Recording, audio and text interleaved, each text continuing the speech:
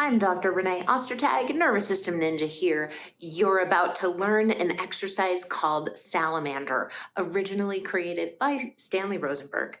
I have a series of 4 salamander progressions, and in this 4th one, if you watch it to the end and do the exercise, what you will do for yourself is free up your thoracic cage, which lets you breathe easier, feel more calm with less anxiety, and even free yourself from post-COVID symptoms. Stick around to find out more. Oh, and I forgot to mention, you will also see me practicing the spirituality of imperfection.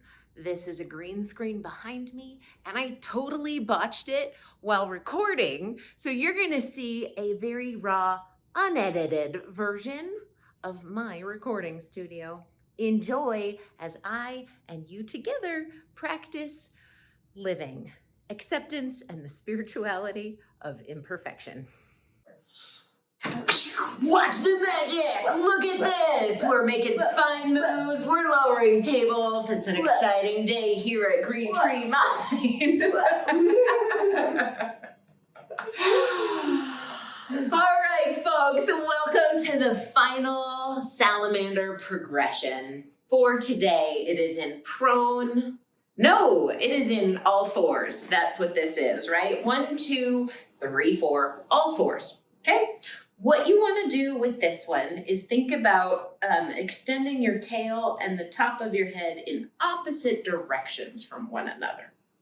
Okay, you can do a little cat-cow. I don't know if you know that, like rocking down, tucking here, breathing out, and then dropping here, lifting those up towards the ceiling, breathing in. Find the middle position that feels good and comfortable for you. Somewhere in that nice middle, supposedly, is your most neutral spine. And so when you rock back and forth, find that middle position, and then just think about being nice and long through the tail and the top of the head. And then you want to think about being tall in your arms, not sinking down. There you go. So we got a nice tall position there. In this final one, salamander. If your wrists can't tolerate the extension position, you can always go onto fists or hold little hand weights.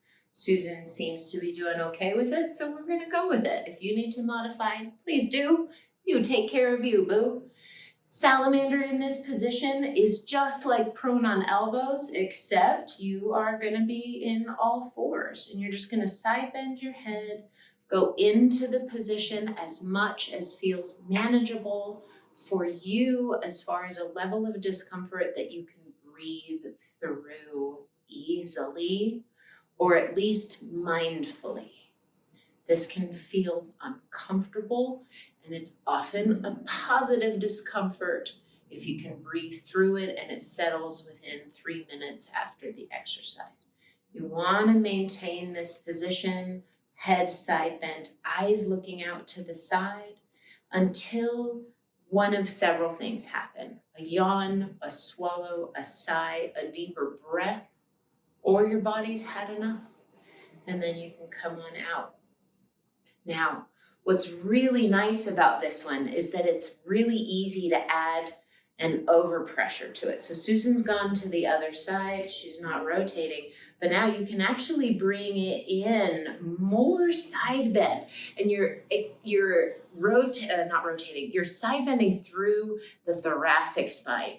And so it's an extra stretch to unlock the thoracic spine stiffness that's often so common in a tight, wound up system. And so again, just holding that position with the extra lateral flexion. Think about long on one side of your body as the other side's coming together like an accordion, because bodies are beautiful and can create music like accordions. If your body's not creating music that you like, this is a way to tune in and find another channel of music that your body can play. And this is such a weird analogy, but welcome to my life. Come on out whenever you're ready. Move around as you need to. Settle in. It often feels provocative, uncomfortable. Move around. Hopefully before you did the exercise, you paid attention to something. You noticed your body, you noticed your breath, you checked a range of motion. Check it now afterwards. That gives you information as to whether or not that exercise or intervention or movement was effective and helpful for you. Susan, let's have you come on to sitting, face the camera, and give us some feedback. What was that like for you? What did you notice before, during, and after? So before doing cat and cow, just felt like a stretch, very tense stretch though. Afterwards, after the exercise, you feel like you're more relaxed, you have more mobility, it's more free movement. Even doing the accordion from side to side just opens up that rib cage a little bit more for you to have more room to breathe through. Yeah, very relaxing. Very relaxing. Now, sometimes what happens for people when they're more relaxed and their system's used to being elevated and tense, they feel sleepy. Mm-hmm. I want to talk for a second about this distinction